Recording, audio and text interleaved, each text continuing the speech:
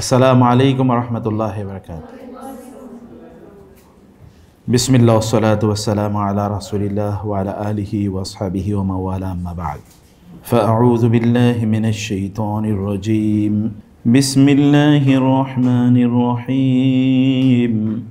ইউসিকুমুল্লাহু ফি আওলাদিকুম লিয-যাকারি মিসলু হাযযিল উনসায়াইন فإن كن نساء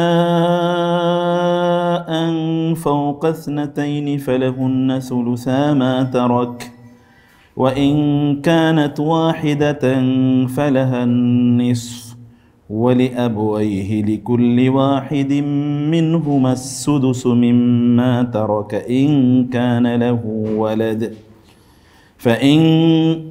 فإن لم يكن له ولد وورثه أبواه فلأمه الثلث فإن كان له إخوة فلأمه السدس من بعد وصية يوصي بها أو دين. آباؤكم وأبناؤكم لا تدرون أيهم أقرب لكم نفعا فريضة من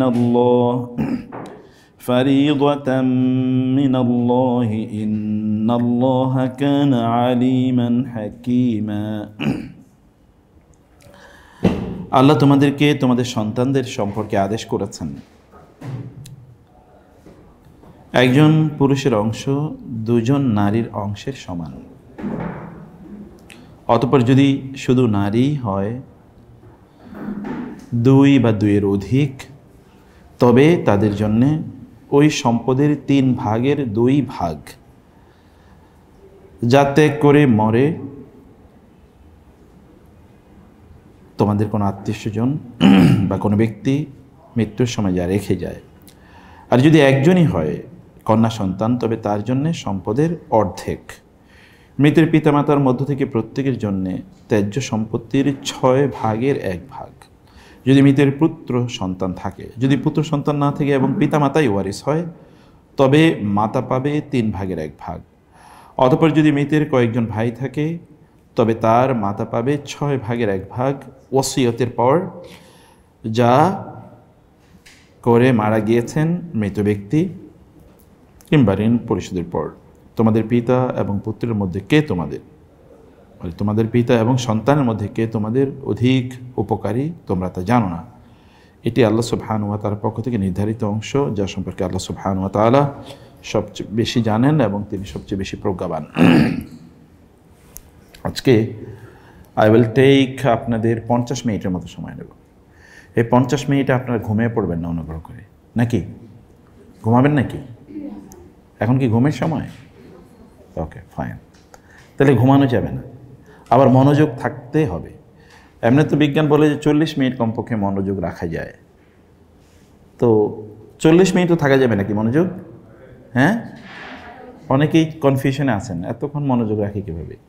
reels, shorts, ফেসবুকের সময় তো 1 মিনিটও মনোযোগ রাখা যায় না। এই কারণে রিলসগুলো এখন কত সেকেন্ডের হয়? 10 সেকেন্ড, 5 সেকেন্ড, 7 সেকেন্ড এরকম হয়, কারণ মানুষের মনোযোগের স্প্যানও এরকম কমে গেছে। কিন্তু আপনাদের আশা করছি এরকম হবে না ইনশাআল্লাহ। আপনাদের সাথে আজকে যেই আলাপটি, সূরাতুন নিসায়ের 11তম আয়াত, এটি আপনাদের জন্য খুবই জরুরি, গুরুত্বপূর্ণ। আপনাদেরকে বুঝতে হবে জিনিসটি, ভালো করে বুঝতে হবে আপনাদেরকে।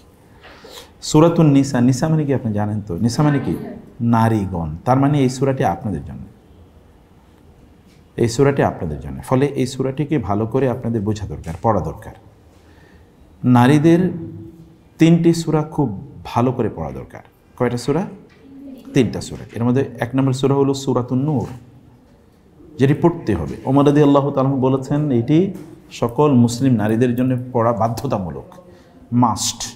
সূরাতুন নূর কমপক্ষে অনুবাদ পড়বেন।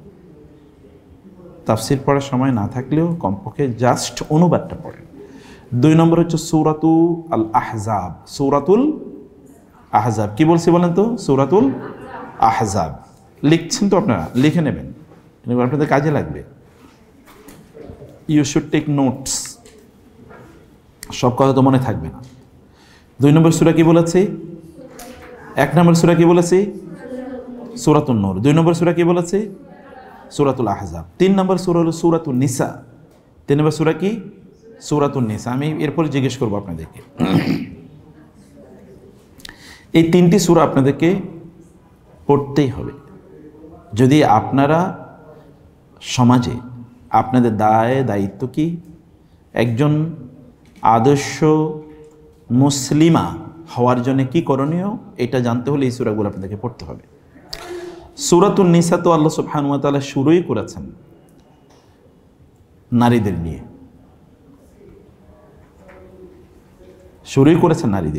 এবং নারীদের উত্তরাধিকার নিয়ে আলোচনা করেছেন। বিশেষ করে যে সকল নারীরা ইয়াতিম, সূরাতুন নিসা 2টো প্রতিপাদ্য জিনিসের উপর ভিত্তি করে আলোচনা হয়।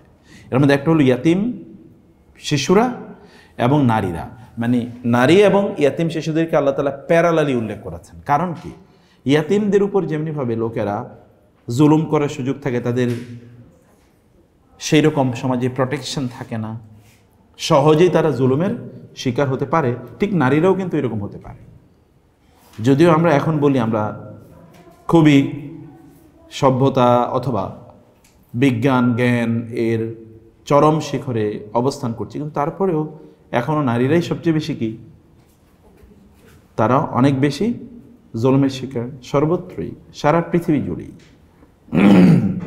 কিন্তু এখন থেকে 1500 বছর আগে যে সময়টাকে বলা হতো জাহিলিয়াতের যুগ, যখন কোনো নারীর অধিকার সমাজে স্বীকৃতই ছিল না, বরং যে সমাজে কোনো একটা কন্যা সন্তান জন্ম নিলে বাবা লজ্জায় মুখ ঢাকতেন, তিনি বের হয়ে যেতেন ঘর থেকে, সমাজে তিনি কিভাবে চেহারা দেখাবেন, মুখ দেখাবেন, এবং কখনো কখনো তিনি সিদ্ধান্তও নিতেন যে তার এই কন্যা সন্তানটাকে তিনি জীবন্ত মাটির নিচে চাপা দেবেন, এবং তা ঘটেছিল। রাসূল সাল্লাল্লাহু আলাইহি ওয়াসাল্লামের কাছে এসে একজন সাহাবী, তিনি সবসময় মাথা নিচু করে রাখতেন। তো রাসূল সাল্লাল্লাহু তাকে জিজ্ঞেস করলেন, তুমি এরকম বিষণ্ণ অবস্থায় থাকো কেন সবসময়? তুমি, ইয়া রাসূলুল্লাহ, আমি এমন একটা কাজ করেছি জাহিলি যুগে যেটা আমার মাথাকে উঁচু করতে দেয় না। আমি এখন ইসলাম গ্রহণ করেছি, আমি বুঝি যে কত বড় অপরাধ আমি করেছি।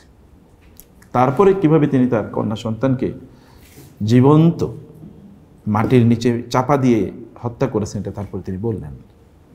রাসূল সাল্লাল্লাহু কাঁদছিলেন, তিনিও কাঁদছিলেন, এবং রাসূল বলছেন, তুমি করলা কিভাবে কাজটা, তুমি কিভাবে কাজটা করতে পারলা?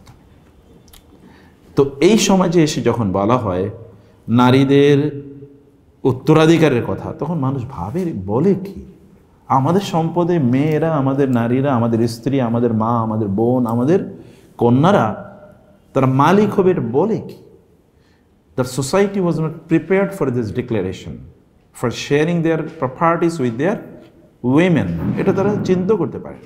এমনটা সমাজে সূরাতুন নিসায়ের মূল বক্তব্যটাই revolving around this two concept, মূলত দুর্বলদের ব্যাপারে সূরাতুন নিসার আলোচনা। দুর্বল সমাজ যারা, those who are thought to be weaker elements in the society, যেমন নারীরা, শিশুরা এবং তৎকালীন সমাজে মুসলিমরা, তাদের ব্যাপারে সূরায় অনেক বেশি কথা বলা হয়েছে। তাহলে আমরা মৌলিক আলোচনাটা করলাম যে এখানে নারীদের উত্তরাধিকারের বিষয়টি নিয়ে এখানে আল্লাহ সুবহানাহু ওয়া তাআলা আলোচনা করেছেন। আল্লাহ তাআলা বলেছেন, ইউসিকুমুল্লাহু ফি আওলাদিকুম, আল্লাহ তাআলা তোমাদের সন্তানদের ব্যাপারে তোমাদেরকে ওসিয়ত করছেন। কে ওসিয়ত করছেন? আল্লাহ সুবহানাহু ওয়া তাআলা।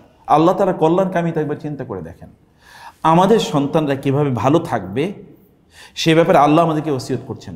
আচ্ছা, আমাদেরকে উপদেশ দেয় কারা? যারা আমাদের কল্যাণ কামনা করে নাকি? তারাই তো উপদেশ দেয়, তুমি এই কাজটা করো না, এটা করলে তোমার ক্ষতি হবে, এটা করলে তোমার ভালো হবে। এটা তো আপনাকে যারা পছন্দ করে, আপনার মা, আপনার বাবা, আপনার ভাই, আপনার বোন, আপনার ভেরি ক্লোজ ফ্রেন্ডস, অথবা রিলিজিয়াস সার্কেল, সোলামায়ে কেরাম, তারাই কেবল। আর অন্যান্যরা তো আপনাকে উপদেশ দেবে না, ও ধ্বংস হোক, মারা যাক, তাতে আমার কি আসে যায়। কিন্তু কেবল কল্যাণকামীরাই কি করে? মানুষের উপদেশ প্রদান করে।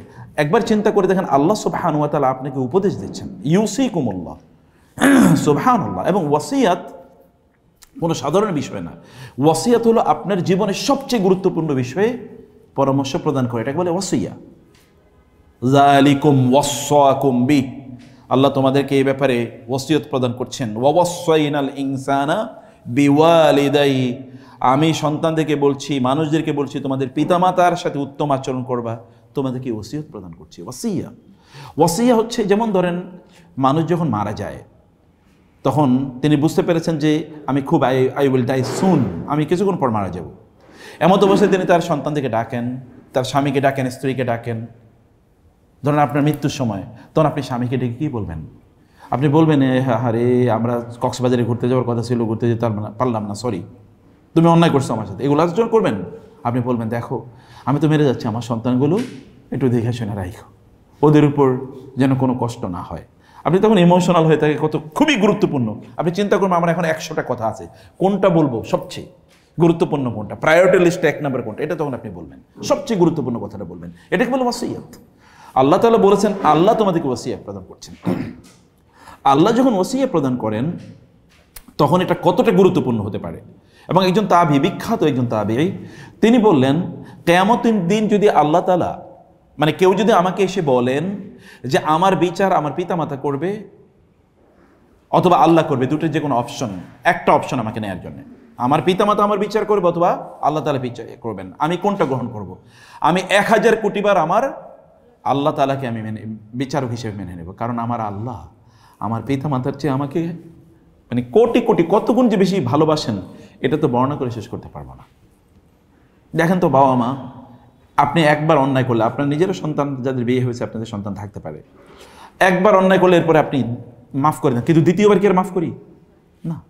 কিন্তু আল্লাহ তাআলা, আমরা অন্যায় এই সকাল থেকে এই পর্যন্ত কয়টা অন্যায় করেছি এটারও হিসাব করলে যদি আল্লাহ তাআলা পিতা মাতার অবস্থানে থাকতেন তাহলে কয়বার আমাদেরকে শাস্তি দিতেন বলেন তো? কতবার শাস্তি দিতেন? প্রত্যেকটা কাজের জন্য একবার শাস্তি দিতে পারতেন আল্লাহ তাআলা। তুমি এটা করেছো কেন, তুমি এটা করেছো কেন, তোমাদেরকে তো আমি এরকম করতে বলি নাই। অথচ তিনি আমাদেরকে সৃষ্টি করেছেন এবং তিনি আমাদেরকে সব দিচ্ছেন, আমাদের যা যা প্রয়োজন। তিনি কি পরিমাণ ভালোবাসেন আমাদেরকে। এবং এই কারণে একবার যুদ্ধের ময়দান থেকে কিছু লোক যুদ্ধবন্দী হয়ে আসছিল, এর মধ্যে একজন নারীও আছে এবং তার শিশু আছে। তো নারী অনেকক্ষণ পরে তার শিশু সন্তানকে খুঁজে পেয়েছেন। পাওয়ার পরে ওই শিশু সন্তানকে তিনি ধরে জাবড়ে ধরলেন এবং বুকের সাথে জাবড়ে ধরলেন যেন দুধ খায়। মা সন্তানের জন্য অস্থির হয়ে গেছে। সন্তান তো শিশু, দুগ্ধ পোষ্য শিশু, অনেকক্ষণ দুধ খায় না, তার জানি কি কষ্ট হয়েছে। সাহাবায়ে কেরামরা অবাক হয়ে আছেন, এই ধুলাবালি ওরা এই শিশুটাকে মা ধরছেন, তাকে চুমু দিচ্ছেন, তাকে দুধ খাওয়াচ্ছেন। রাসূল সাল্লাল্লাহু আলাইহি ওয়াসাল্লাম বললেন, তোমরা অবাক হচ্ছ এই মায়ের ভালোবাসা দেখে, সন্তানের প্রতি মায়ের ভালোবাসা তোমরা অবাক হচ্ছ? আল্লাহ তাআলা এই মা তার সন্তানকে যত ভালোবাসেন, আল্লাহ তাআলা আমাদেরকে তার চেয়ে অনেক অনেক বেশি ভালোবাসেন। সুবহানাল্লাহ। এই কারণে আল্লাহ তাআলা ইউসি, তিনি আমাদেরকে ওসিয়ত করছেন এবং ওসিয়ত করছেন কাদের ব্যাপারে? আমাদের সন্তানদের ব্যাপারে। কারণ আমাদের সন্তানদের ব্যাপারে আমরা যা জানি তার চেয়ে বেশি জানেন কে? আল্লাহ। আমাদের সন্তানদের কোথায় কল্যাণ হবে কোথায় অকল্যাণ হবে এটা আমরা জানি না, জানেন কে? আল্লাহ। দেখবেন কোন একটা সময় আপনাদের হয়তো এখন মানে মা যদি নাও হন, কমপক্ষে আপনাদের সন্তান দেখবেন আপনার মাই বলে, তোরে পেটে নিয়ে ভুল করছি। অনেক মা বলেন এরকম, বাবারা বলে, তোমাদেরকে তো তোমাদের জন্য জীবনটাই আমি ধ্বংস করে ফেলছি, আগে যদি বুঝতাম তাহলে এই সকল। আবার অনেকে এরকম বলে, আগে বুঝলে তো গলা টিপে হত্যা করে ফেলতাম। কথাগুলো তারা খুব আক্রোশ থেকে বলে, কষ্ট থেকে বলে। যে সন্তান তার পিতাকে ঘর থেকে বের করে দেয়, এই সন্তানের ব্যাপারে তার পিতার আফসোসটা কোন লেভেল হতে পারে? যে মেয়ে তার মাকে গালিগালাজ করে, মার ধ্বংস কামনা করে, সে মেয়ের জন্য তার মায়ের আক্ষেপটা কেমন হতে পারে? তারা পরবর্তীতে বলে যে এটা এরকম করেছে, এরকম করেছে। কিন্তু আল্লাহ সুবহানাহু ওয়া তাআলা তিনি আগ থেকেই জানেন যে তোমার সন্তান তোমার জন্য এই কাজে কল্যাণ হবে, এই কাজে অকল্যাণকর হবে। এবং একেবারে আয়াতের শেষের দিকে আল্লাহ তাআলা সে কথা বলেছেন, আবাউকুম ওয়া আবনাকুম লা তাদরুনা আইয়ুহুম আকরাবু লাকুম নাফা। তোমরা জানো না তোমাদের সন্তান, তোমাদের পিতামাতার মধ্যে তোমাদের জন্য সবচেয়ে বেশি কল্যাণকামী বা কল্যাণকরকে তোমরা জানো না। আমি জানি যে এই পথে যদি তোমরা তোমাদের সন্তানদেরকে পরিচালনা করো তাহলে তারা তোমাদের জন্য কল্যাণকর হবে, আর ওই পথে যদি নাও তাহলে আলটিমেটলি তারা they will prove to be detrimental, harmful to you, তোমার জন্য তারা ক্ষতিকর হবে। সে কারণে আল্লাহ সুবহানাহু ওয়া তাআলা ফি আউলাদিকুম, তোমাদের সন্তানদের ব্যাপারে আল্লাহ তাআলা তোমাদেরকে ওয়াসিয়া প্রদান করছেন। জাবের ইবনে আব্দুল্লাহ রাদিয়াল্লাহু তাআলা আনহু তিনি এসে বলেন, ইয়া রাসূলুল্লাহ, যুদ্ধের ময়দানে তো এরকম এরকম আমার বাবা মারা গিয়েছে, আমাদের সন্তান, আমাদের সম্পদগুলো আছে, এই সম্পদগুলো আমরা কীভাবে বন্টন করব। এই প্রেক্ষাপটে অথবা সাদ রাদিয়াল্লাহু তাআলা আনহু তার স্ত্রী এসে বলেন, ইয়া রাসূলুল্লাহ, যুদ্ধের ময়দানে ওদের যুদ্ধে তো আপনার সাথে আমার স্বামী অংশগ্রহণ করেছিলেন, তিনি মারা গিয়েছেন যুদ্ধের ময়দানে, শাহাদাত বরণ করেছেন, কিন্তু তার যে সম্পত্তি, তার কয়েকজন সন্তান আছে, এরা তো ইয়াতিম, কিন্তু তার চাচা সবগুলো সম্পদ নিয়ে গেছে, একটু সম্পদও সন্তানদের জন্য রাখে নাই। কন্যা সন্তান আছে তার, এই কন্যাদের জন্য কিচ্ছু রাখে না, সব চাচা নিয়ে গেছে। এমনই সময় আল্লাহ সুবহানাহু ওয়া তাআলা কোরআনের এই আয়াতটি নাজিল করে বললেন যে না, এই তাকে ডাকলেন, এরপরে ডেকে বলেন যে তুমি এদেরকে এইভাবে সম্পদগুলো দিয়ে দাও। আল্লাহ তাআলা বলে দিয়েছেন, সিদ্ধান্ত জানিয়ে দিয়েছেন সম্পদ কীভাবে বন্টিত হবে। আল্লাহ তাআলা কতটা কল্যাণকর হলে তিনি আমাদের জন্যে আমাদের সন্তানদেরকে কিভাবে আমরা সম্পদ বন্টন করে দেবো, এটা আল্লাহই বলে দিচ্ছেন। আপনার কোনো ম্যাথমেটিশিয়ানের কাছে যাওয়া লাগে না, কোনো দরবারির কাছে যাওয়া লাগে না, কোনো মানে লয়ারের কাছে যাওয়া লাগে না, কোনো ব্যারিস্টারের কাছে, কোনো উকিলের কাছে যাওয়া লাগে না, অথবা কোনো জাজ বিচারকের কাছে যাওয়া লাগে না। কারণ উকিলের কাছে গেলেই আপনার টাকা দেওয়া লাগতো, ব্যারিস্টারের কাছে গেলে ও এমন প্যাঁচ দিত যে ওই প্যাঁচের কারণে আপনার সব টাকা শেষ, তাই না? বিচারকের কাছে গেলে বিচারক তো দেখবে চেহারা দেখে যে এর প্রভাব কেমন, তার পক্ষে রায় দেবে, যেমন গোটা পৃথিবীতে হচ্ছে। কিন্তু আল্লাহ সুবহানাহু ওয়া তাআলা দেখেন, কোরআনের মাত্র 3টি আয়াত, এই যে আয়াতটি 11তম আয়াত এবং তারপরে 12তম আয়াত এবং সূরা নিসার সর্বশেষ আয়াত। সূরা নিসার কি সর্বশেষ আয়াত? সর্বশেষ আয়াত মানে হচ্ছে 176তম আয়াত। কি বলেন তো? 103টা আয়াত লিখে রাখেন, 176তম আয়াত। এই 3টা আয়াতে, 11তম আয়াত, 12তম আয়াত, 173তম আয়াত, এই 3টা আয়াতে আল্লাহ সুবহানাহু ওয়া তাআলা গোটা উত্তরাধিকারের যে বিধান, এই গোটা বিধান আল্লাহ তাআলা এই 3টা আয়াতের মধ্যে উল্লেখ করে দিলেন। এটা আল্লাহ ছাড়ার কারো পক্ষে সম্ভব না। আপনি দেখবেন যদি এখনো আপনি বাজারে যান, যে ল অফ ইনহেরিটেন্স, উত্তরাধিকার আইন, আপনি বাজারে গিয়ে দেখেন, ওই বই কিনলে আপনি আগামাথা কিছুই বুঝবেন না, লয়ারের কাছে দৌড়াতে হবে। এবং গোটা পৃথিবী কিন্তু জ্ঞানজামের উপর ভিত্তি, আপনি ইউরোপ, আমেরিকা এত পরিমাণ জ্ঞানের অধিকারী বলে তারা দাবি করে, কিন্তু এখনো তারা সেটেলমেন্টে আসতে পারে না যে কিভাবে সম্পদ, এটা মানে বইয়ের পর বই এবং এর উপর মানে আলাদা আইন, মানে এর উপর আলাদা আইনের লোক আছে, তারা কেবল এগুলো নিয়ে পড়াশোনা করে, এগুলো নিয়ে মামলা মোকদ্দমা চলতে আছে। অথচ 3টা আয়াত মাত্র আল্লাহ তাআলা সব সমাধান করে দিয়েছেন। এটা আল্লাহ সুবহানাহু ওয়া তাআলা মুআজ্জা, আল্লাহর কিতাবের মুআজ্জা, কোরআনের মুআজ্জা। 3টা আয়াতের মাধ্যমে সব সমাধান হয়ে গেছে। আল্লাহ তাআলা কি বললেন? তিনি বললেন যে লিযযাকারি মিসলু হাযযিল উনসায়াইন, প্রত্যেক ছেলে, লিযযাকার, যাকার মানে হচ্ছে ছেলে, প্রত্যেক ছেলের জন্য হবে কি মিসলু হাযযিল উনসায়াইন, প্রত্যেক 2জন মেয়ের সমান। দেখেন আল্লাহ তাআলা পুরুষও বলেন না, নারীও বলেন নাই। কারণ পুরুষ বললে কি শিশুদেরকে বুঝায়? বলেন তো, আপনি কি ছোট একটা বাচ্চাকে বলে ও তুমি তো পুরুষ, এটা বলবেন না, আপনি বলবেন ছেলে। একটা ছোট মেয়েকে দেখলে আপনি বলবেন না নারী, আপনি বলবেন মেয়ে। যখন মেয়ে বলা হয়, ছেলে বলা হয়, ছেলে মানুষ, তখন বললে ছোট এবং বড় সবাইকে বোঝায়। কিন্তু যখন বলা হয় পুরুষ, তখন বড়দেরকে বোঝায়, যখন বলা হয় নারী, তখন বড়দেরকে বোঝায়, যখন বলা হয় ছেলে এবং মেয়ে, তখন এটা ছোট বড় সবাইকে বোঝায়। বুঝতে পেরেছেন? তো আল্লাহ তাআলা বলে লিযযাকারি, প্রত্যেকটা ছেলের জন্য, মেল এর জন্য মিসলু হাযযিল উনসায়াইন, 2 নারীর সমান পাবে কে? একজন পুরুষ, বা 2 মেয়ের সমান পাবে একজন ছেলে। স্ট্যান্ডার্ড হিসেবে আল্লাহ তাআলা নারীদেরকে উল্লেখ করেছেন, আপনাদেরকে, যে সমাজে সম্পদ বন্টন হওয়ার জন্য আমরা একটা বাটখারা, মানে যখন আপনি দাড়ি পাল্লায় কোনো কিছু দেন, তখন আপনি কি বাটখারা দেন এক পাশে, আরেক পাশে কি দেন? পণ্য। বাটখারা দিয়ে মাপেন, মানে সমাজে সম্পদ যদি বন্টন করতে হয়, মাপতে হয়, তাহলে নারীদেরকে সামনে রেখে মাপতে হবে। তার হলো স্ট্যান্ডার্ড, তাদের স্ট্যান্ডার্ড ধরে অন্যদের মাঝে ডিস্ট্রিবিউশন করতে হবে। মিসলু হাযযিল উনসায়াইন। এখন আপনার মাঝে প্রশ্ন থাকতে পারে, একজন ছেলে কেন 2জন মেয়ের সমান পাবে? This a big question. গোটা সমাজে তো এরকম আলোচনা আছে, একজন ছেলে কেন 2জন মেয়ের সমান পাবে। আচ্ছা বলেন তো, একটা এক্সাম্পল বলছি, আপনারা 1 ভাই এবং 2 বোন, অথবা ধরেন আপনারা 1 ভাই 1 বোন, আপনার বাবা যে সম্পত্তি রেখে গেছে, ধরেন আপনার বাবা রেখে গেছে হলো 3 লাখ টাকা, একটা এক্সাম্পল বলছি। এর মধ্যে আপনার ভাই পেয়েছে কতটুকু? 1 লাখ টাকা। আপনি পেয়েছেন কতটুকু? 1 লাখ। আপনার ভাই পেয়েছেন 2 লাখ, আপনি পেয়েছেন 1 লাখ। আপনি 1 লাখ টাকা নিয়ে আপনি ব্যাংকে রেখে দিলেন। আপনার বাবার দায়িত্ব হচ্ছে আপনার সকল খরচ মেটানো, আপনার বাবা যদি মারা যায় তাহলে আপনার সকল খরচ মেটানোর দায়িত্ব কার? আপনার ভাইয়ের। আপনার ব্যাংকে আপনি কিন্তু 1 লাখ টাকা ব্যাংকে রয়ে গেছে, এবার আপনার ভাইয়ের উপর আপনার দায়িত্ব সকল জামা কাপড়, খাদ্য পানীয়, বিবাহ শাদী সব কিছু ব্যবস্থা করা। ওনার কিন্তু ওই 2 লাখ টাকা দিয়ে এবার আপনার পেছনে খরচ করা শুরু হয়ে গেছে। ওনার কত আছে আমরা জানি না। যদি আপনার পেছনে খরচ নাও করে, ধরেন আপনার বিয়ে হয়ে গেছে, আপনি বিয়ে হয়ে যাওয়ার পর কি হয়েছে, আপনার স্বামীর কাছ থেকে আপনি মহারানা হিসেবে আরও 1 লাখ টাকা পেলেন কমপক্ষে। আপনার অ্যাকাউন্টে এবার কত টাকা জমা হয়েছে? 2 লাখ। আপনার ভাই এবার বিয়ে করতে গেছে, বিয়ে করার সময় তিনি কি করেছেন? 1 লাখ টাকা তিনি দিয়ে দিয়েছেন মহারানা হিসেবে, তার কাছে আছে কত? আর 1 লাখ। ওই 1 লাখ টাকা দিয়ে কি উনি ওই 1 লাখ টাকা তার ব্যাংকে থাকবে? আচ্ছা, বিয়ে করতে গেলে তার খরচ আছে না, যেটাকে বউ ভাত বলি, আমাদের দেশে বলে বউ ভাত, আসলে ওয়ালিমা। ওয়ালিমা করে কে? ছেলেরা না মেয়েরা? ছেলেরা। কোনো মেয়ের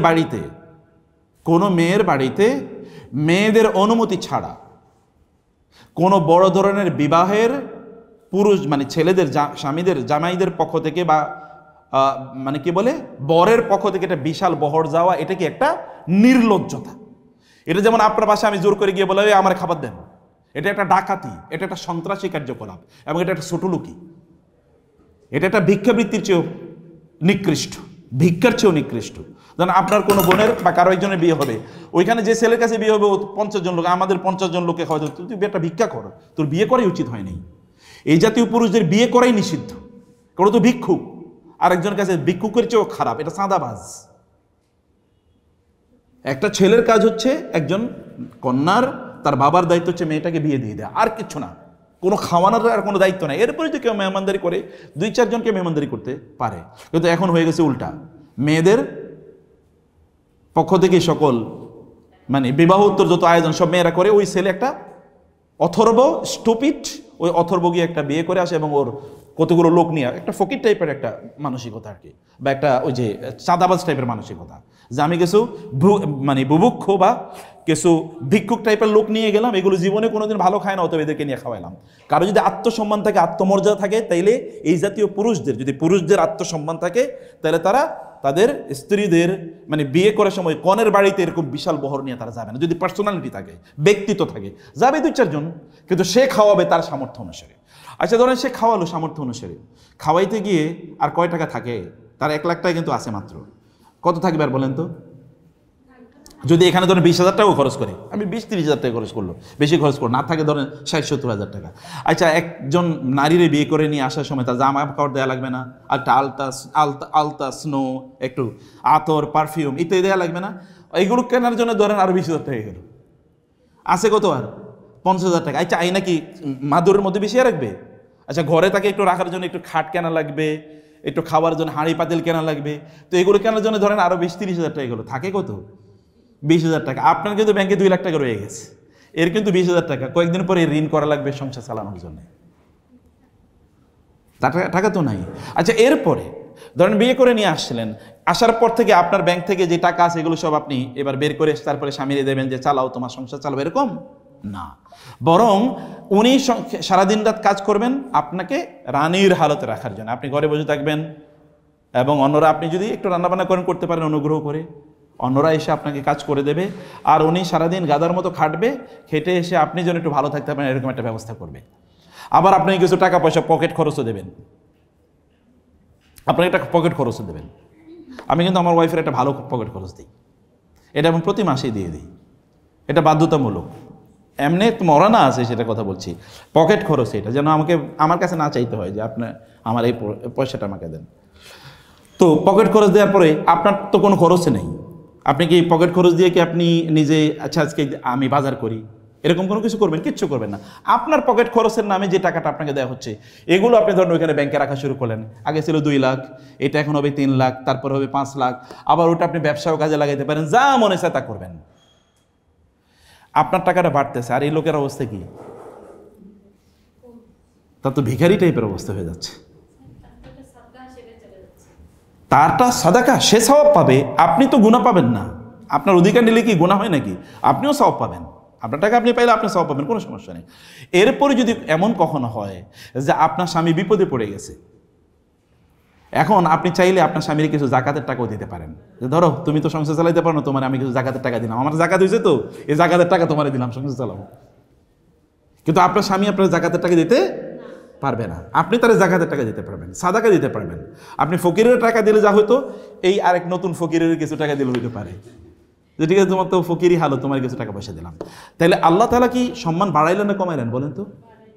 এখন এই যে কথিত নারীবাদীরা, যে সকল নারীবাদীদের একটারও সংসার নেই, আপনি জানেন কিনা বাংলাদেশে যতগুলো নারীবাদী আছে একটা সংসারও নেই, সবগুলো স্বামী থেকে বিচ্ছিন্ন, সবগুলো স্বামী থেকে বিচ্ছিন্ন। আর একটার অনেকগুলো বিয়ে শাদী কতগুলো হয়েছে কেউ জানে না।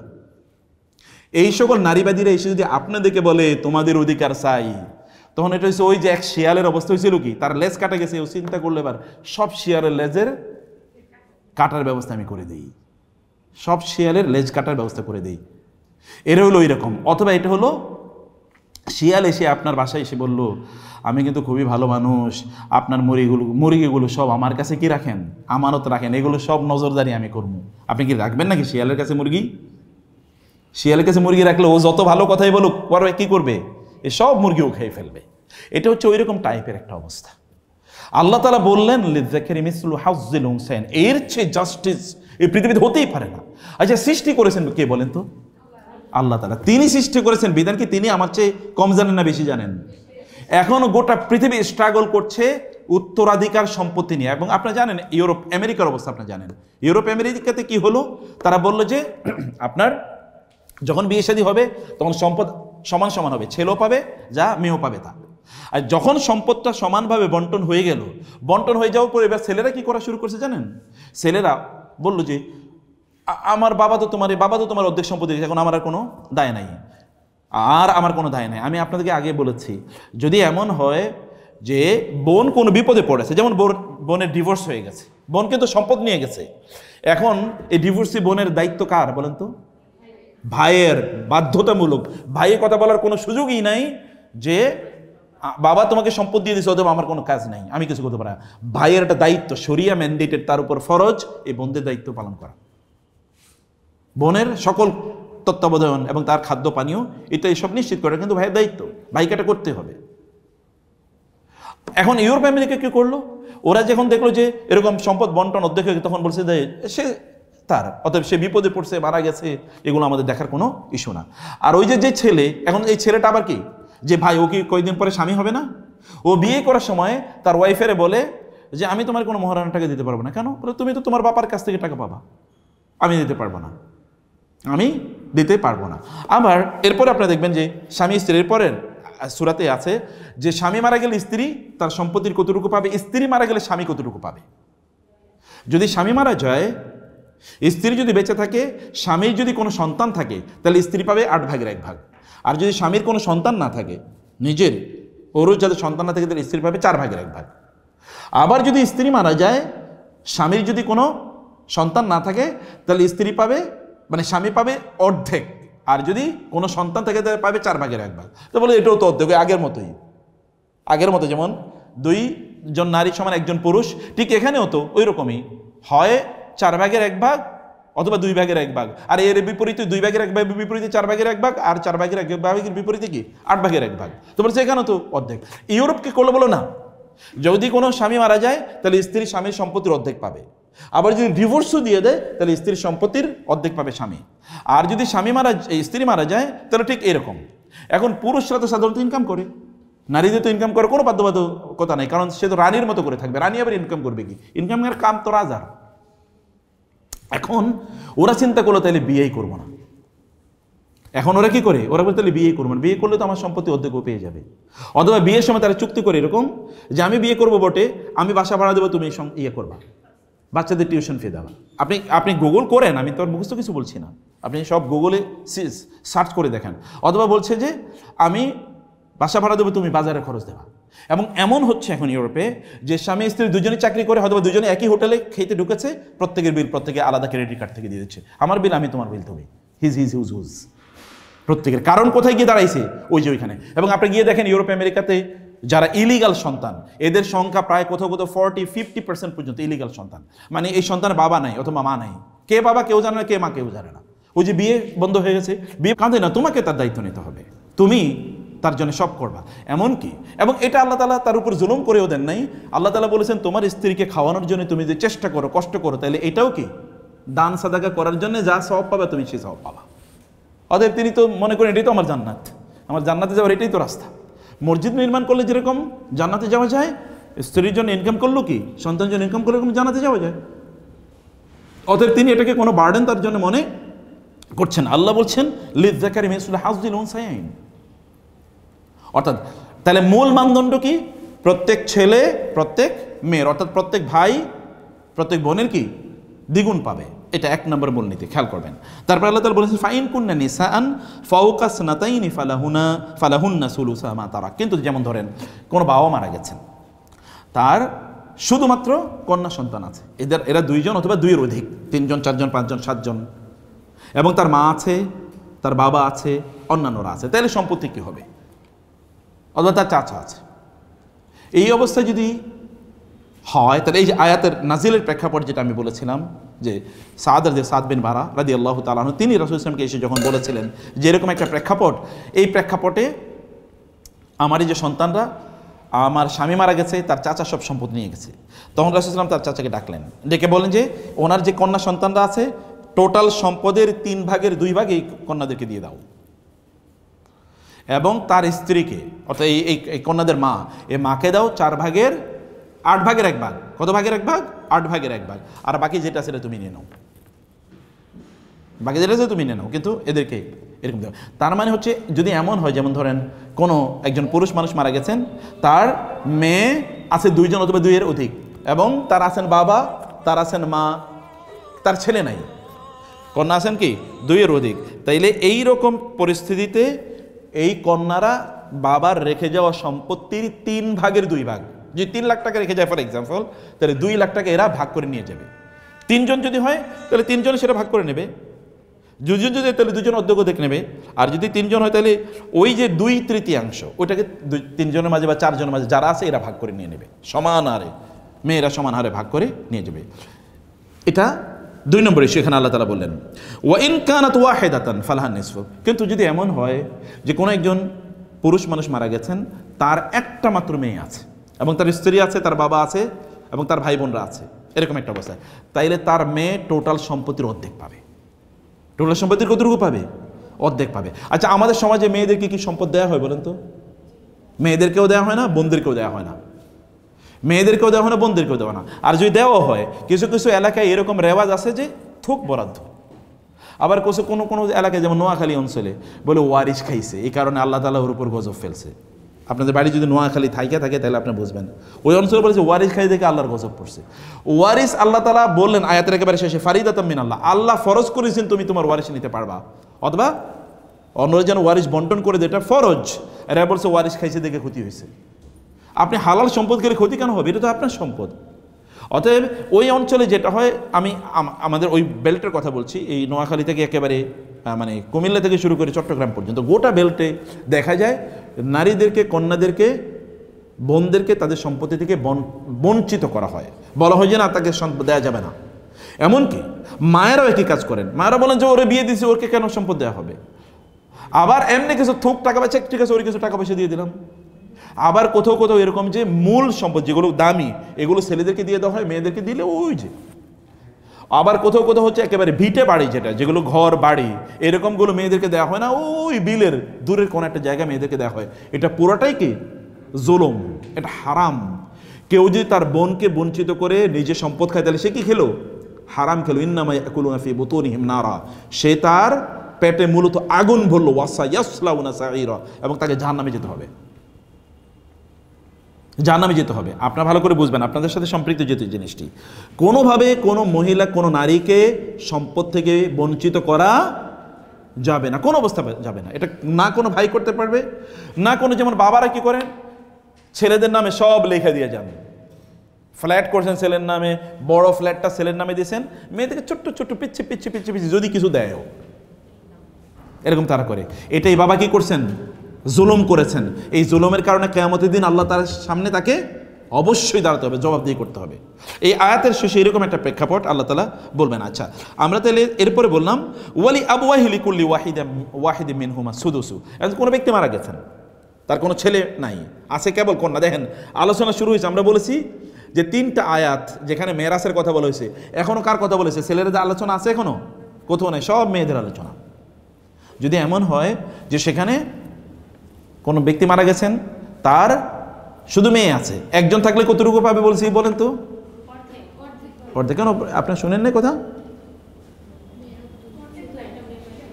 যদি একজন মেয়ে থাকে তাহলে কতটুকু পাবে? আর 2 বা তার চেয়ে বেশি থাকলে 2/3, 2/3। টোটাল সম্পত্তি 3 ভাগ করা হবে, 1 ভাগ রেখে দেওয়া হবে বাকি যত আছে সবার জন্য, আর 2 ভাগ এই সকল মেয়েদের মাঝে সমান হারে বন্টন করা হবে, ইকুয়ালি। 3 ভাগের 2 ভাগ পাবে মেয়েরা। মেয়েদের সংখ্যা 2 জন হয়, অথবা 3 জন হয়, অথবা 4 জন হয়, 2 এর অধিক, 2 বা 2 এর অধিক হয়। আচ্ছা, এখন আসে প্রশ্ন, পিতা মাতা তো আছে এই লোকের, তাহলে করবে কি? পিতা মাতারা প্রত্যেকে মা পাবে 6 ভাগের 1 ভাগ, বাবা পাবে কতটুকু? 6 ভাগের 1 ভাগ না, 6 ভাগের 1 ভাগ।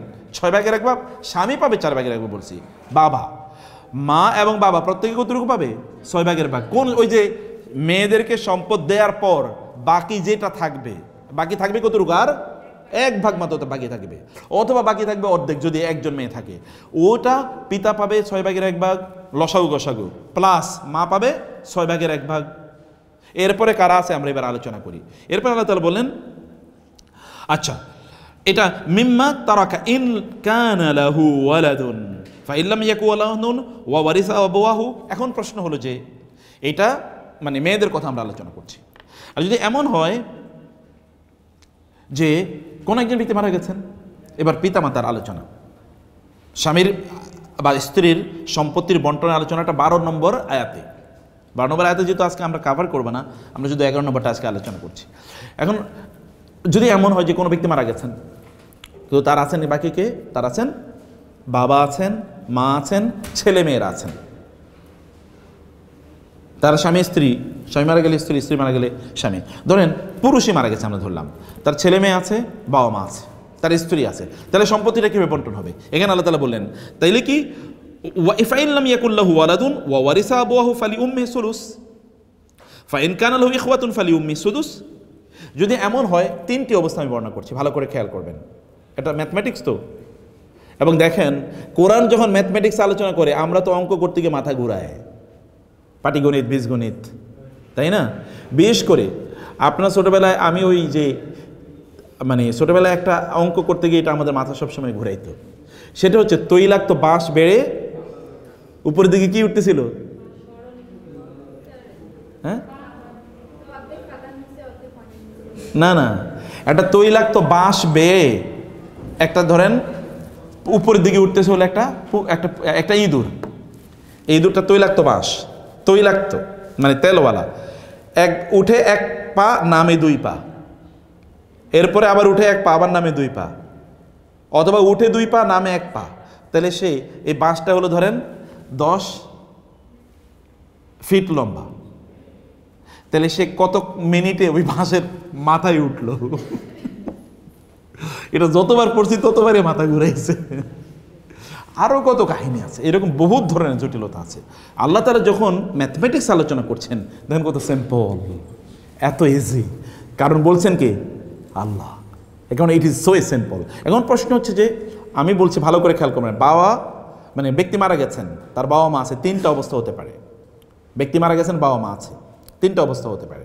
এর মধ্যে 1 নম্বর অবস্থা হলো যে, যিনি মারা গেছেন তার যদি কোনো ছেলে না থাকে, আছে কারা? মেয়েরা শুধু আছে। অথবা যিনি মারা গেছেন তার ছেলে মেয়ে কেউ নাই, তার আছেন কেবল স্ত্রী এবং বাবা মা, ভাই বোন। অথবা যিনি মারা গেছেন তার কেবল মেয়েরা আছে, ছেলে নাই, অথবা ছেলে মেয়ে সব আছে, অথবা ছেলে মেয়ে কেউ নাই। হয় ছেলে আছে, অথবা মেয়ে আছে, অথবা ছেলে মেয়ে কেউ নাই, এরকম একটা অবস্থা যদি হয়। আচ্ছা, আমরা ছেলে মেয়ে যদি একেবারে কেউ না থাকে, কোনো ব্যক্তি মারা গেছেন, তাহলে তার আছে কি? বাবা আছে, তার স্ত্রী আছে, তার বাবাও নাই, ছেলে মেয়েও নাই, বাবাও নাই, তার আছে কি? তার ভাই বোন আছে এবং তার স্ত্রী আছে। তাইলে সম্পত্তি কিভাবে বন্টন হবে? এটা হলো 173তম আয়াতটা পড়বেন আপনার বাসায় গিয়ে, এটাকে বলে কালা আলা। ওয়া ইন কানা রাজুলুন ইউরাসু কালালা আও ইমরাআতুন ওয়া লাহু আখুন আও উখতুন, তাহলে কি হবে? এটা 173তম আয়াতে পড়বেন, কিন্তু আমরা 11তম আয়াতে যেটা দেখছি তাহলে যে এমন যদি হয় ফা ইল্লাম ইয়াকুন লাহু ওয়ালাদুন ওয়া ওয়ারিসাহু আবুহু, যদি এমন হয় যে কোনো ব্যক্তি মারা গেছেন তার ছেলে নাই, আছেন কি? মেয়েরা, তাইলে মা পাবে হলো 3/1 কোন 3/1 জানেন? ওই যে বলেছে মেয়ে একজন আছে অথবা দুইজন আছে, একজন মেয়ে হলে অর্ধেক সম্পদ পাবে মেয়ে, আর বাকি যে সম্পদ থাকবে ওই সম্পদটা 3 ভাগ করা হলে 1 ভাগ পাবে কে? মা, আর বাকি 2 ভাগ পাবে কে? 2 ভাগ পাবে বাবা, আর বাকি 2 ভাগ পাবে কে? বাবা। বুঝতে পেরেছেন? বাবা। আবার বলি, ভালো করে খেয়াল করেন, যেমন কোন একজন পুরুষ মারা গেছেন, মারা যাওয়ার পরে তার আছেন মেয়েরা, তার আছেন কে? বাবা মা আছেন, তার আছেন মেয়েরা এবং আছে কে? বাবা মা। এখন যদি মেয়ে একজন হয় তাহলে মেয়ে পাবে কতটুকু? অর্ধেক। আর যদি মেয়ে 2জন বা তার অধিক হয় তাহলে মেয়েরা পাবে কতটুকু? 2/3। আর থাকে কতটুকু? অর্ধেক অথবা 1 ভাগ, 3/1 অথবা কি অর্ধেক। এই অর্ধেক এবার আছে তার, ধরেন বাবা আছে, তার মা আছে, তার স্ত্রী আছে এবং তার ভাই বোনরা আছে। ভাই বোনরা কিচ্ছু পাবে না, পাবে কে? বাবা পাবে, মা পাবে। মা পাবে হলো এবার 6/1 মা পাবে কতটুকু? 6/1। স্ত্রী পাবে 8/1। স্ত্রী পাবে কতটুকু? 8 ভাগ, কারণ ওই যে তার সন্তান আছে, আর বাবা পাবে বাকি সম্পত্তি। এটা হলো ওই যে 1 ভাগ যে রয়ে গেছে, ওই 1 ভাগ এতজনের মধ্যে ভাগ হয়ে যাবে। কিন্তু মেয়েরা দেখছেন 3/2 নিয়ে চলে গেছে অলরেডি, তাদের ওইখানে কোনো আলোচনাই নেই। 2/1 তারা 3/2 তারা নিয়ে গেলেন, ওনাদের মাঝে ওনারা ডিস্ট্রিবিউশন করবেন, অথবা একজন যদি মেয়ে হন তাহলে তিনি অর্ধেক নিয়ে যাবেন, বাকি অর্ধেক এরা নিজেদের মধ্যে বন্টন করে নেয় একেবারে বৈশা, ওই রেশিও অনুসারে তারা বন্টন করে নিয়ে যাবে। এরপরে যদি ফাইন কানা লাহু ইখওয়াতুন ফালিউম্মিহি সুদুস, বলেছিলাম যদি এমন হয় যে যিনি মারা গেছেন তার স্ত্রী আছে, তার কন্যা সন্তানরা আছে, তার বাবারা আছে, তার বাবা আছে এবং তার ভাই বোন আছে, তাহলে প্রথমত হচ্ছে ভাই বোন। এখানে আমরা বলছি যেহেতু তার সন্তান আছে, তার বাবা আছে, অতএব এরা পাবে না, এই নিজেদের মাঝে এটা এরকম বন্টন করে নিয়ে যাবে। কিন্তু এমন যদি হয় যে কোনো একজন ব্যক্তি মারা গেছেন, তার সন্তান নাই, ছেলে সন্তান নাই, কন্যা সন্তানরা আছেন কিন্তু তার ভাই বোনরা আছে, তাহলে মা, আগে বলছিলাম যদি ভাই বোন না থাকে তাহলে মা পাবে 3/1, আর যদি ভাই বোন থাকে তাহলে মা পাবে 6/1, আর ওই যে বাকি 6/1 এটা পুরো ভাই বোনদের মাঝে বন্টন হয়ে যাবে। ওরা নিজেরা 6/1, ধরেন 100 টাকা বাকি আছে, ভাই বোন হলো 5 জন, এরা 5 জন 120 টাকা করে ভাগ করে নিয়ে যাবে। তাদের এখানে বড় কোনো অংশ নাই। মূল সম্পত্তির অধিকারী হচ্ছে কারা? হয় নিচের দিক থেকে অর্থাৎ নিজের সন্তানরা, অথবা উপরের দিক থেকে পিতা মাতা, এবং আরও যারা কোনোদিনই সম্পদ থেকে বঞ্চিত হবে না কোন অবস্থায়। এরা হলো 3টা ক্যাটাগরি। একটা হলো বাবা মা, আরেকজন কি স্বামী স্ত্রী এবং সন্তান, তার মানে 5 জন। এই 5 জন কোনোদিনই সম্পদ থেকে বঞ্চিত হবে না, কোনোদিনই না। কারা কারা বঞ্চিত হবে না বলেন তো? বাবা মা 2 জন, স্বামী স্ত্রী 2 জন, কয়জন? 4 জন, আর সন্তানরা ছেলে হোক মেয়ে হোক কোনোদিন বঞ্চিত হবে না। বঞ্চিত হবে কে? ভাই বোনরা, চাচারা, অন্যান্যরা বঞ্চিত হবে, মানে বঞ্চিত না মানে তারা পাবে না। কোনো অবস্থায় কখনো কখনো তারা পাইতে পারে, কখনো কখনো তারা পাবে না। কিন্তু এই 5 জন কখনোই হবে না যে এদেরকে সম্পদ থেকে বঞ্চিত বা সম্পদ তারা পাবে না, কখনোই হবে না। সকল পরিস্থিতি স্বামী পাবেই, অথবা স্ত্রী পাবেই, বাবা মা পাবেই, অথবা কি ছেলেমেয়েরা পাবেই, সকল অবস্থায় তারা পাবে। এখানে আল্লাহ সুবহানাহু ওয়া তাআলা সেই পাওয়ার কথা বলেন। সবচেয়ে গুরুত্বপূর্ণ এরপরে যে আলোচনাটা, মিন বাদি ওয়াসিয়াতিন ইউসি বিহা আও দাইন, কোনো ব্যক্তির সম্পত্তি বন্টন করার জন্য আগে 4টা কাজ করতে হবে, মূলত 3টা কাজ করতে হবে, তারপরে সম্পত্তি বন্টন। কেউ যদি মারা যায় তাহলে তার সম্পত্তি, ওই ব্যক্তির সম্পত্তিগুলো বন্টন করা। আপনি বাংলাদেশের প্রেক্ষাপটে দেখবেন এরকম ঘটেছে, বাপের লাশ উপরে রেখে দিয়েছে, বলছে সম্পদ বন্টন হওয়ার আগে কবর দেয়া হবে না, এরকম অহরহ পত্রিকা আসে না ঘটনা? অথবা সম্পদ সব গত 3-4 দিন আগে দেখছি যে মানে বাবা অ্যাবনর্মাল, এই অ্যাবনর্মাল বাবার উকিল নিয়ে এসছে, আইনা অ্যাবনর্মাল বাবার কাছ থেকে এরকম ফিঙ্গারিং রেখে দিচ্ছে, তার কাছ থেকে যে মানে কি বলে আঙ্গুলের ছাপ রেখে দিচ্ছে। একদিন দেখলাম গাড়িতে এক মহিলা মানে মা গাড়িতে শোয়া, তো কোনো যে কোনো এক ছেলে মানে উকিল নিয়ে এসে মানে লয়ার নিয়ে এসে ওই মা কিন্তু এরকম শোয়া হা করে আছে, মানে তিনি মোস্ট প্রবাবলি ব্রেন স্ট্রোক করেছেন বা এরকম কিছু। তো উনি এরকম সেন্সলেস, তার হাতটা এরকম ধইরা টিপ দেওয়ার পরে দলিলের মধ্যে টিপ দিয়ে নিয়ে যাচ্ছে তার সম্পদ।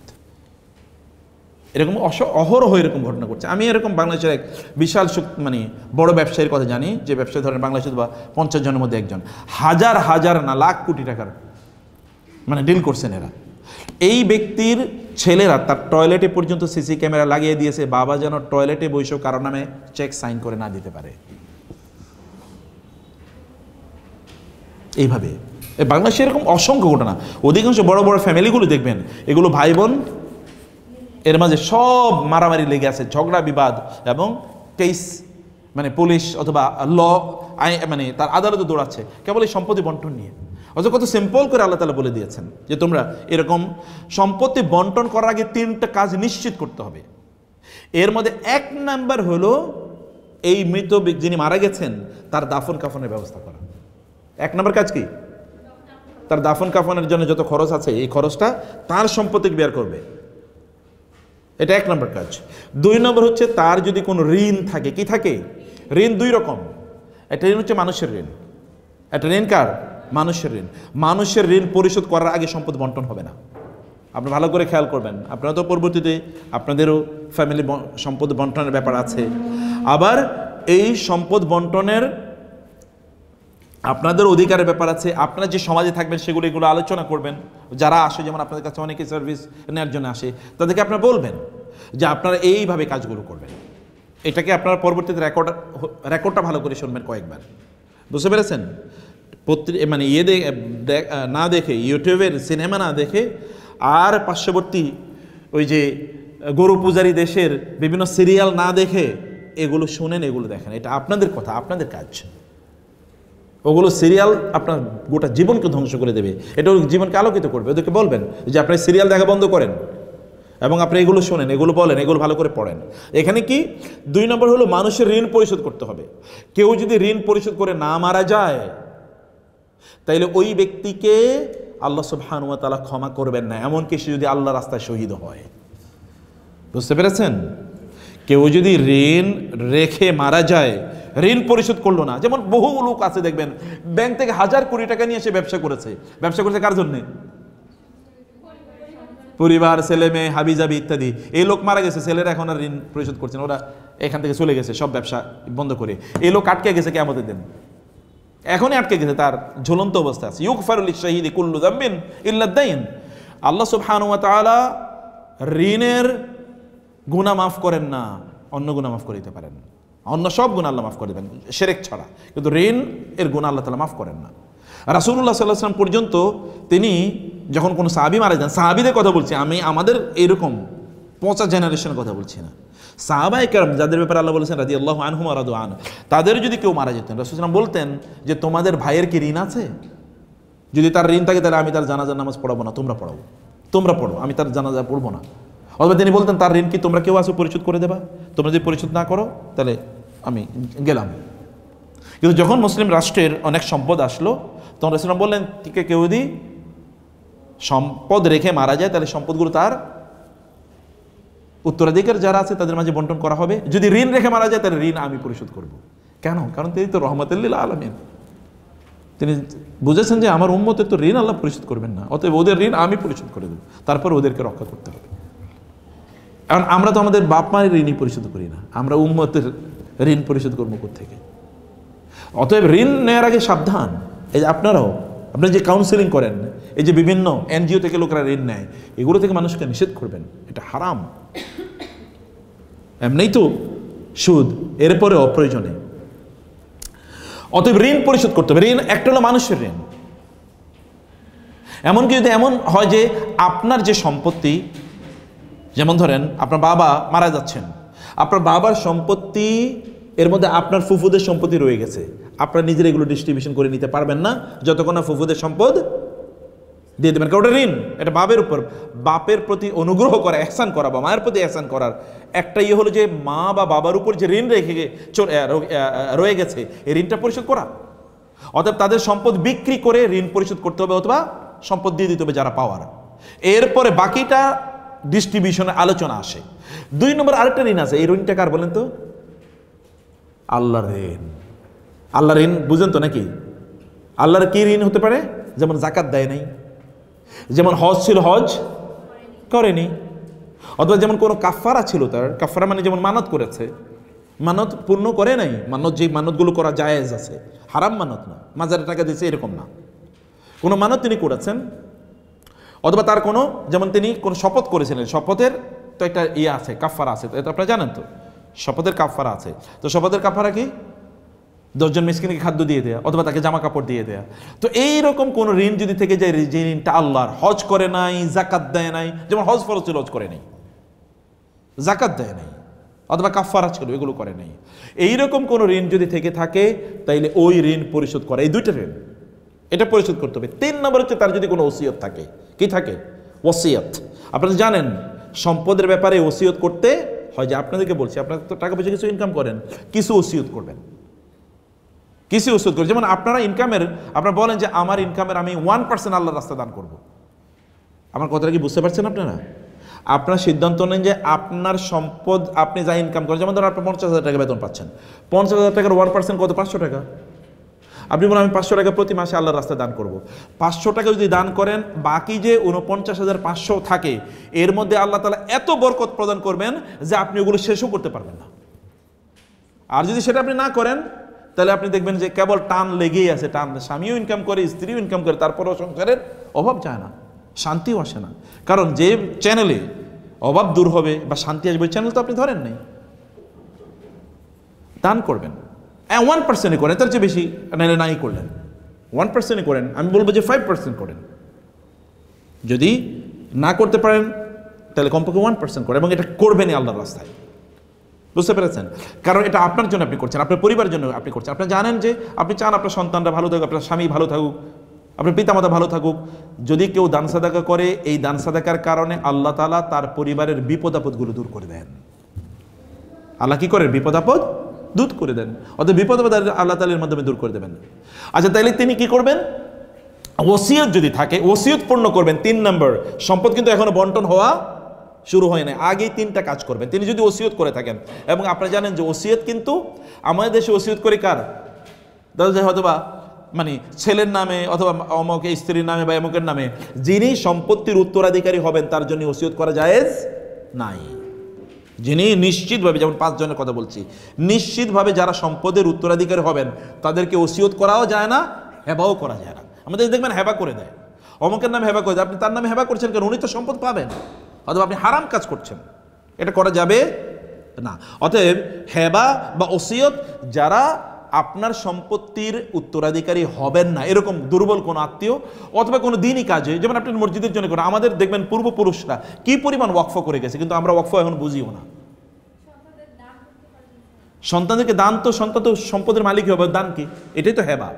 দান করাটাই নিষিদ্ধ, দান করাই নিষিদ্ধ। হ্যাঁ, বা কারণ আপনি যদি করতে হয় তাহলে সন্তানদের জন্য সমানভাবে করতে হবে। যেমন ধরেন আপনার বাবার 3 সন্তান আছে, এখন 3 সন্তানের জন্য একজনকে তিনি একটা ফ্ল্যাট দিয়ে চলে গেলেন, বাকিদেরকে তিনি দিলেন, এটা তিনি জুলুম করেছেন অন্যদের উপর। অন্যদের উপর তিনি জুলুম করেছেন, এটা তিনি করতে পারবেন না।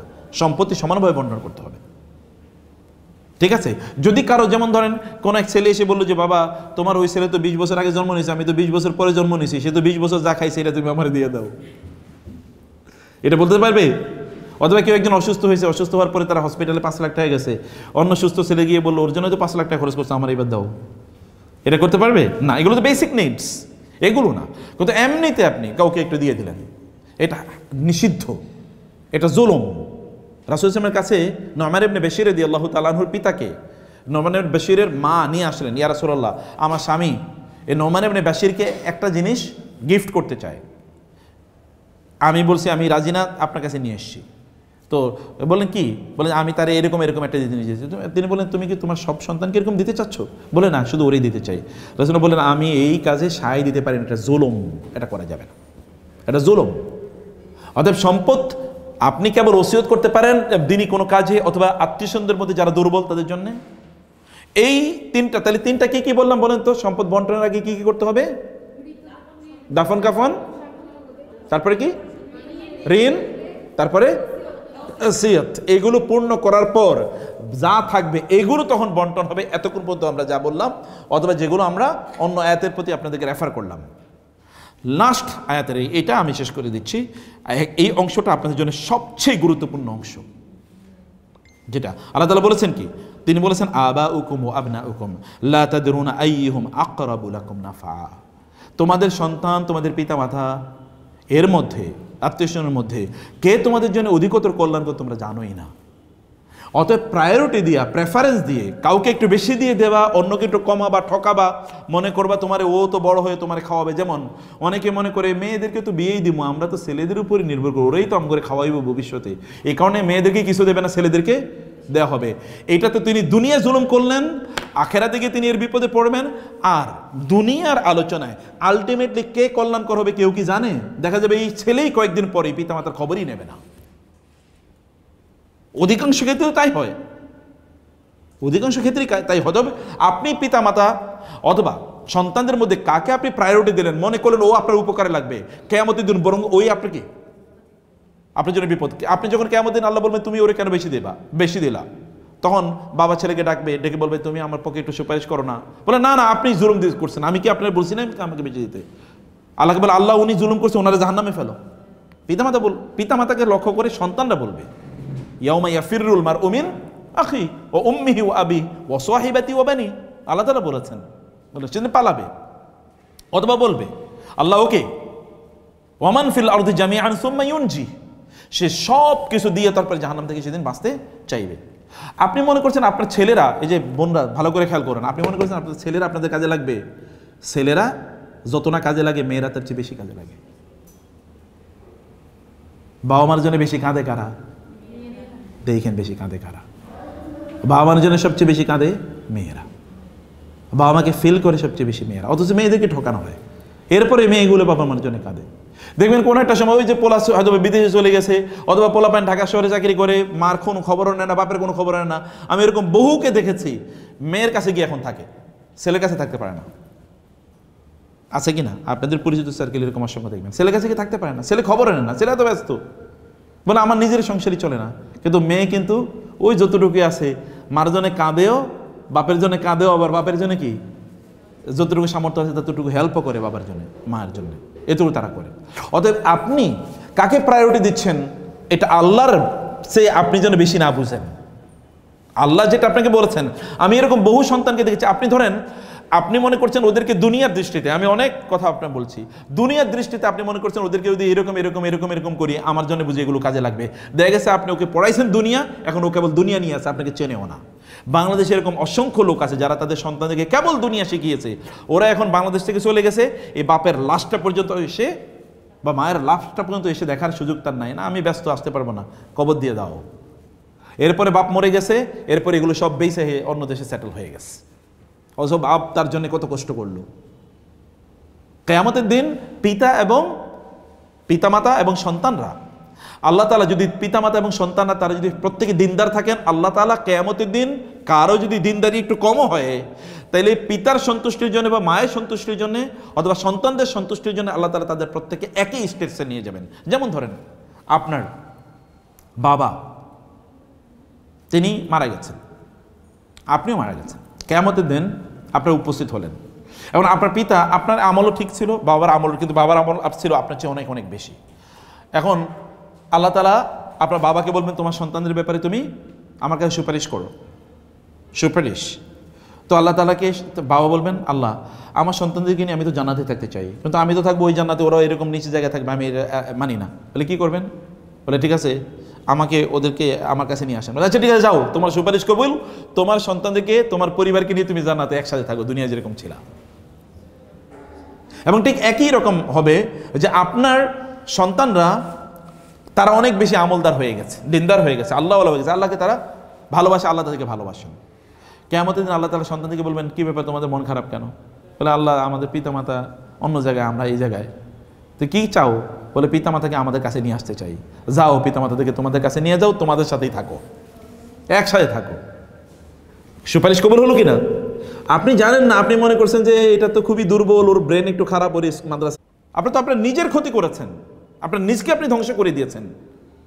ওর রিজিকের বরাদ্দ কেউ আল্লাহর কাছ থেকে নিয়ে আসে নাই? এসেছে।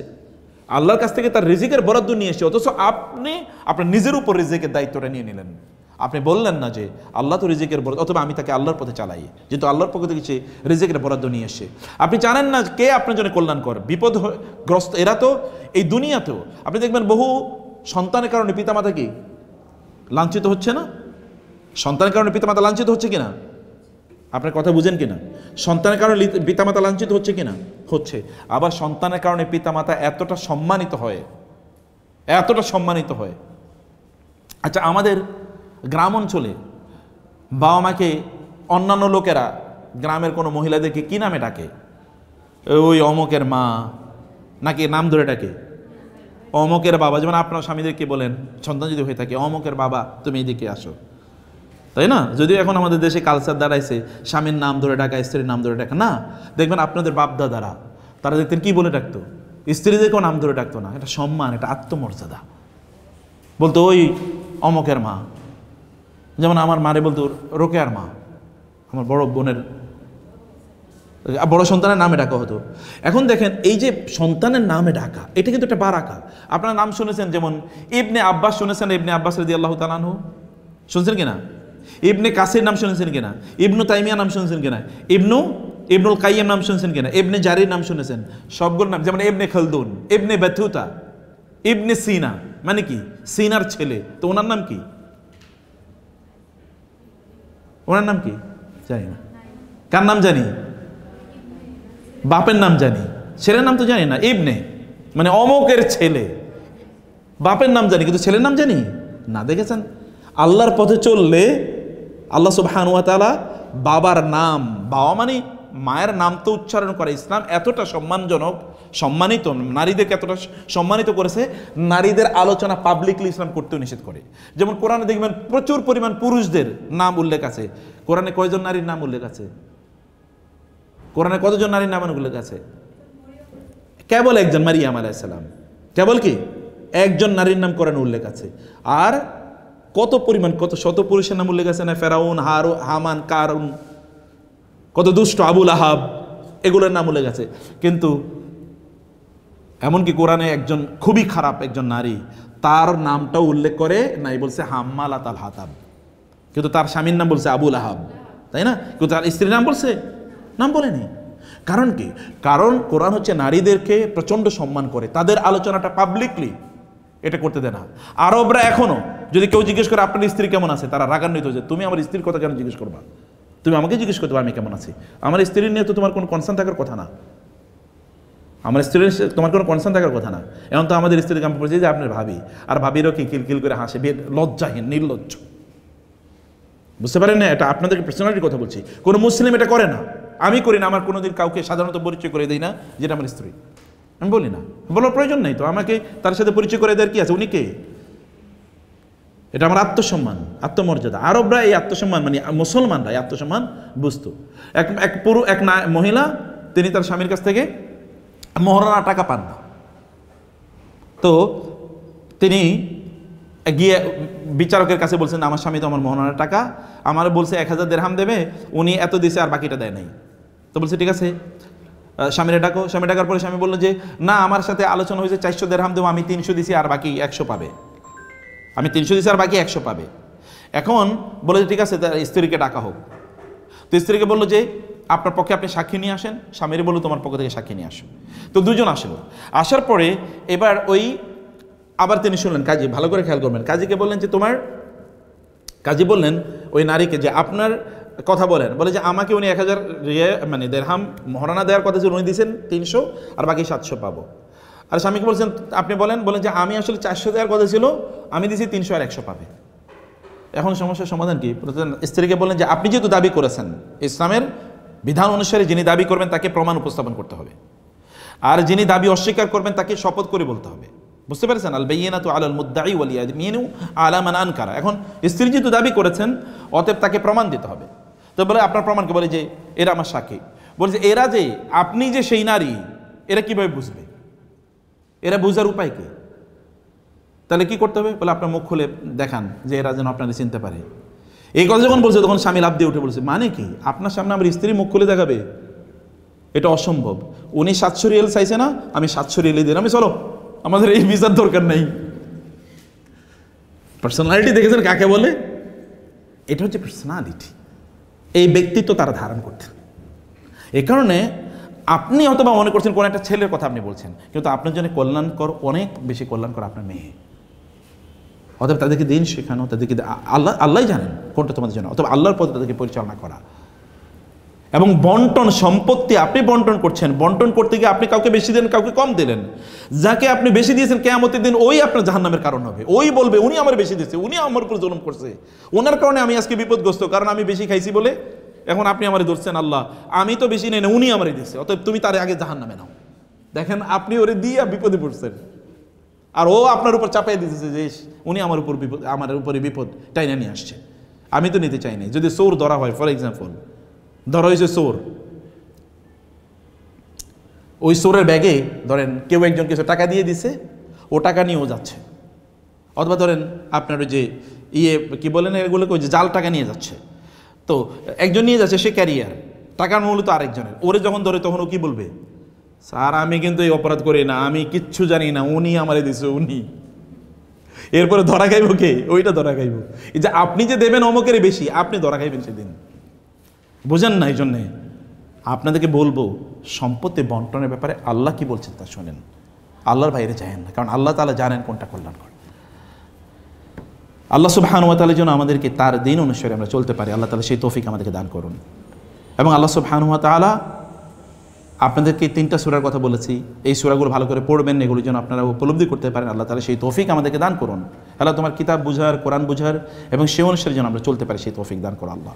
সেন্টার ফর জাকাত ম্যানেজমেন্টের IISF, institute of Islamic social ফাইন্যান্সের এই প্রতিষ্ঠানটাকে তুমি কবুল করে নাও, এবং এর মাধ্যমে যে সকল দাওয়াতি কাজ হচ্ছে, ট্রেনিংয়ের কার্যকলাপ হচ্ছে, রিসার্চ গবেষণা হচ্ছে, এগুলো